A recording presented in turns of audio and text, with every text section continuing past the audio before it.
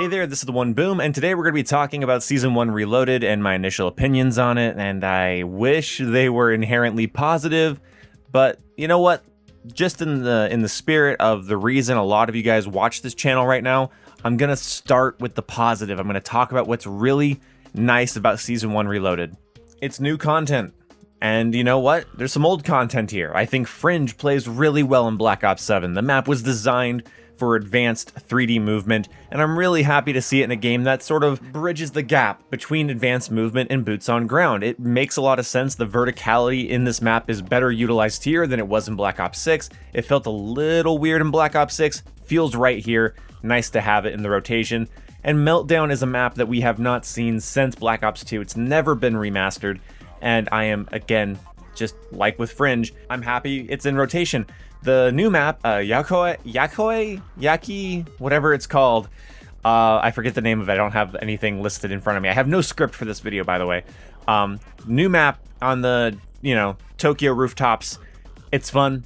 It's small, it's simple, but it's actually effectively complex with the amount of wall jump spots. There's even an area with a suspended platform that sort of teeter-totters back and forth when you stand on either side. It feels alive and complicated despite being actually very small. It flows well in objective game modes and even in TDM because it's so rectangular. Usually your opponents are on one side or the other, and that kind of, makes for a pretty easily read map. So the maps are kind of knocking it out of the park for me. The only issue is that's a remake, even though it's a remake of a very old map, and I really appreciate that. We're not just going to lump it in with every time we've seen Raid or Express. We've not seen Meltdown in 13 years. Great to have it. But then we saw Fringe last year, and we've seen Fringe multiple times, so not like the most exciting thing. And then we got a small new map. So one new map, one remaster from long ago, and one remaster from literally last year. But I'm happy to see all of these maps in rotation. My play sessions are going to have more variety. They are 3 distinctly different maps, and it's great having Standoff and Fringe in the same game. They're similar maps. They're based on that sort of S-shaped urban environment map archetype that was popularized in COD 4 with the map Crossfire, and it's good to have them here. Okay, so the next cool thing is we have carry forward stuff from Black Ops 6. We have the War Machine, the Death Machine, the Combat Bow, the SAM turret, the Dreadnought, the Strategic Bomber, and I'm probably missing one, but we have, the Archangel Launcher. We have and the Grim Reaper. I think I already said War Machine and Death Machine. Anyway, streaks from Black Ops 6, that's great. Unfortunately, they don't have overclocks. We'll get to that more in a second. But we also got some lethals and tacticals like shock charges and impact grenades and thermobaric grenades. That's pretty cool. And then we also got field upgrades like the tac insert and the morphine injector just to add a little bit more variety into the game. And honestly, we didn't really have a proper landmine equivalent, so now we can kind of watch our back a bit easier when we're sniping. So we have some, preliminary warning when we're getting snuck up on. That's kind of nice to have. The game didn't have that, so that does add something, even if it's something we had last year. Same with tac inserts. Tac inserts are game-changing for solo play. Your teammates are constantly messing with spawns in solo play and trying to stay on an objective and stay in the fight when your team is flipping spawns and not paying attention. It's so great to be able to put down a tac insert by a B flag or a hard point. It was game-changing in Black Ops 6 for my solo experience, and I think it's going to be a pretty big mainstay on my classes here in Black Ops 7. It also charges just incredibly fast. So I look forward to actually securing my map control a bit easier again this year, just like I was last year. But again, it's just like I was last year, and none of these have any overclocks. They don't even have different skins, and this is where I start getting into the negative. I don't mind stuff from previous Call of Duty games making their way into current Call of Duty games, but if you're going to delay them into mid-season 1, make new models for them that aren't based in the Gulf War 90s era game. Like, you could have just used Black Ops 2 models for all of these things that have Black Ops 2 equivalents, and I think we would have all thought that was really nostalgic and cool, but instead we just have direct ports from BO6, which feels pretty lazy. And if the whole reason we didn't get carry forward is so that we would have the aesthetic and integrity of this game preserved so it still has that new game feel, this does little to aid in that endeavor. And it's an otherwise stain on the most positive aspect of the update, which is definitely the carry forward tools and the new maps. They make the game have more variety. They make the game more interesting, even though it's missing some core things like having their own overclocks would have been kind of cool. I don't know what a shock charge upgrade would have looked like, but I guess I'll never know what a shock charge overclock will look like, so that sucks. Overclocks are one of my favorite things in Black Ops 7, so it not being here really does stand out. I can't upgrade the streaks, I can't upgrade the lethals and tacticals, so they're just kind of there and they feel out of place. Moving on. The new gun, the Strumwer, whatever it's called, the UMP-45. I used it a lot today. I prestiged it, got the prestige attachment, and tried to use that too. What a mediocre gun. My goodness. Its most effective range and its most effective 4-shot kill potential is achieved at the same range you should be playing with the Kaget 7. The Kaget 7 fires 300 plus RPM faster than the new UMP-45. The new UMP-45 is accurate, more of a mid-range SMG with lower mobility, but we already have that gun in the form of the Dravik, which starts with 4 extra rounds of ammunition in its default mag, has cooler looking iron sights, and overall is just a more consistent range monster compared to the UMP-45 or whatever they're calling it in this game, the Strumwer. I don't remember. I do not remember what they call it, but I'm annoyed talking about this because this is a mediocre, low rate of fire SMG that's only effective if you're able to land 4 shots without missing. After that, you have something that you can stretch out past normal SMG range, not really past the Dravik, but you can extend it out past that range with its low recoil and its higher damage per shot over range. But the moment you start getting 6-7 shot kills, or even 5-shot kills, it feels like you could be using anything else. While it is nice to have that versatility where in close range you get the 4-shot kill, and then more at like mid to long ranges you're getting 5 and 6, that's not bad, trust me. Like, it's not an unusable, unfun weapon entirely. It's just not a very good SMG and doesn't really add anything to the meta.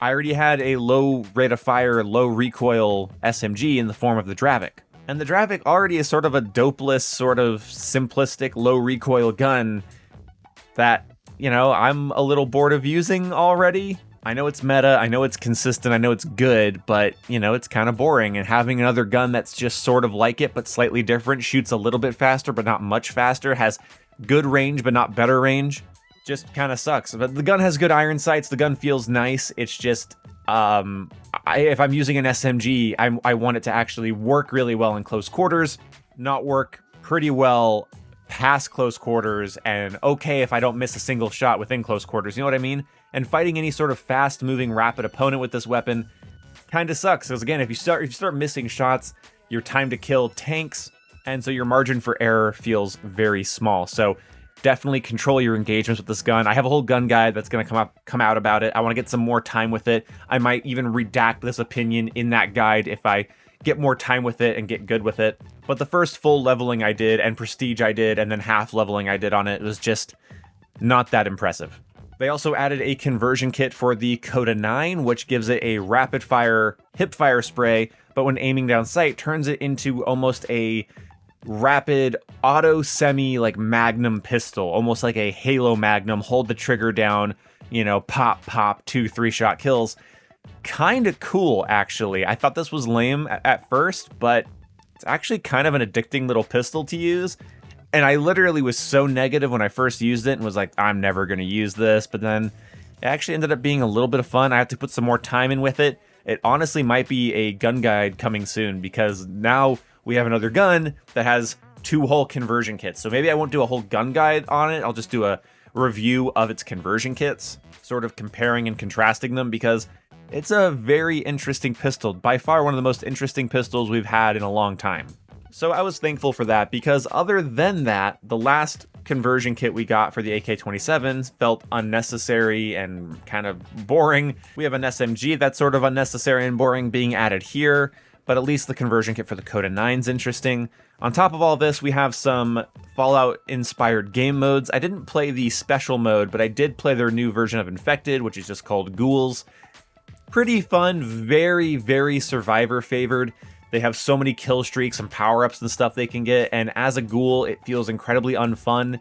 You should get like unlimited tomahawks or something, or there should be a longer time limit, more bonuses. You should be able to one-hit kill enemies if you're sprinting, or I don't know, something. It's definitely out of balance, but it is a fun time. A nice change of pace for the usual Infected game mode. I think I still prefer just classic infected. But zombies pop up out of the ground and you can kill them, and you can become a Deathclaw and you can use the War Machine and blow everyone up. It's kind of fun, but it's just, again, sort of lame, I guess, at the same time, because it's so imbalanced that I'd rather just be playing normal infected and classic Call of Duty. But either way, I'm not too thrilled about the Fallout collab. It's not bad, it's not egregious or anything. It just is kind of tacky, and it's not as bad as like Squid Game, but that's a very low bar. It's not as weird as Ninja Turtles, but again, it's a very low bar to say it's not as weird as Squid Game or Ninja Turtles.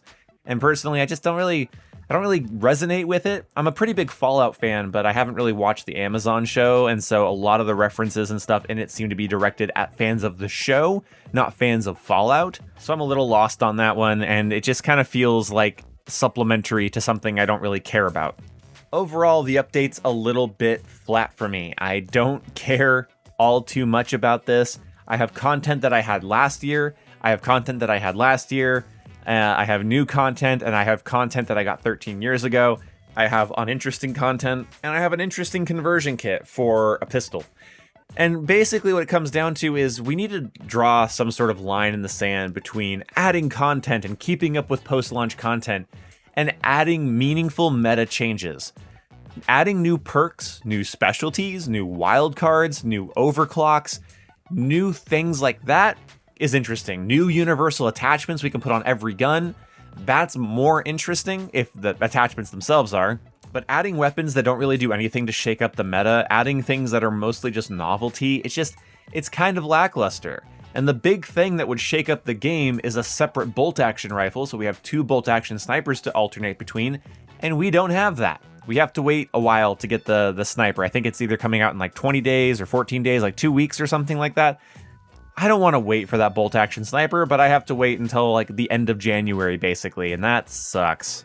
And then when it comes out, everybody's going to be sniping each other, lobbies are going to be a sniper's paradise, and I feel like it's going to be too much. Whereas if it would have released at the start of Season 1 Reloaded, everyone would be balancing their time between the new SMG and the new sniper, and I think it would have been better than just dropping the new sniper later down the line. We're also getting a crossbar, tac stance only style attachment for the MPC-25 and a full auto conversion for the M8, both of which I'm interested to use, but not terribly so. Hipfire only SMG and an automatic version of a burst gun is just not something I'm going to jump up and down about.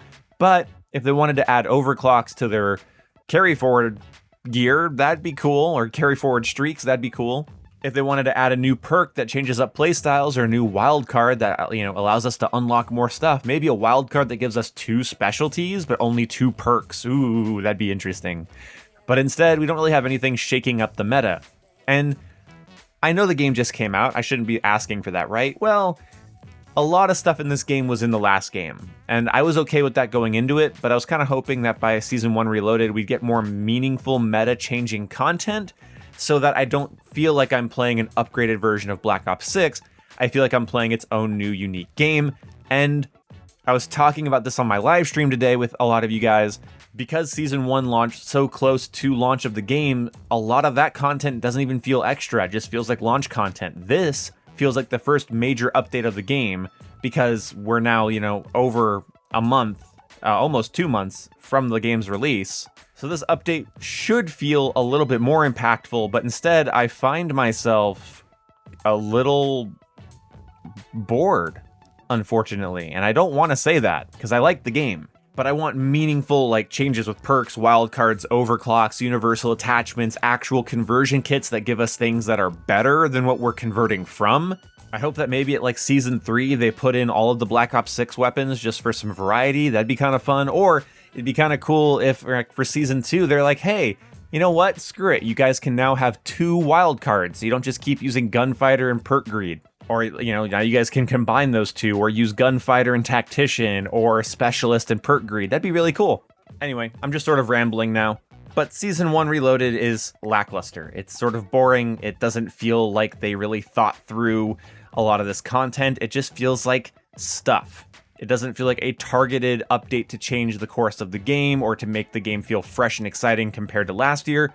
In fact, including all this old equipment from last year reminds me of how similar the 2 games are. Something I adamantly was against comparing when the game was coming out, But now it feels a little bit on the nose, and now it feels a little bit like I've played with this before. And again, I don't mind Call of Duty being similar to itself, and I know the games were developed alongside each other.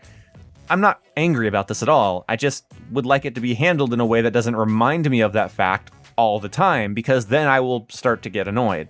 Anyway, this video probably didn't need to be 15 minutes long, but thank you guys so much for watching and listening, and if you enjoyed this content, leave a like and subscribe, hit the bell icon to get notified when I go live. You can also join my Discord, it's down in the description below, and I will see you in the next video. I also want to do a personal thank you to Cake Yeah for donating over 100 memberships at $5 a piece.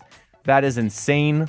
I have not publicly thanked him in a video yet, but during one of my live streams, he hit me with 100 memberships, and that literally pays the rent, that puts food in my house, that puts Mountain Dew in my fridge, that puts a smile on my face. I got to go tell my girlfriend, hey, I made $500 streaming last night, and it was a big deal. Being full-time on YouTube is scary, and stuff like that makes a world of difference, and I'm sorry, I'm just now saying thank you, and thank you to anybody who's become a member over the last little while. It makes an extraordinary difference in my life when you guys do that. Whether you do the $2 a month, $5, or $10, I don't care. It's way more than I deserve, and I am humbled by it every time. So thank you guys so much, and I will see you guys in the next video.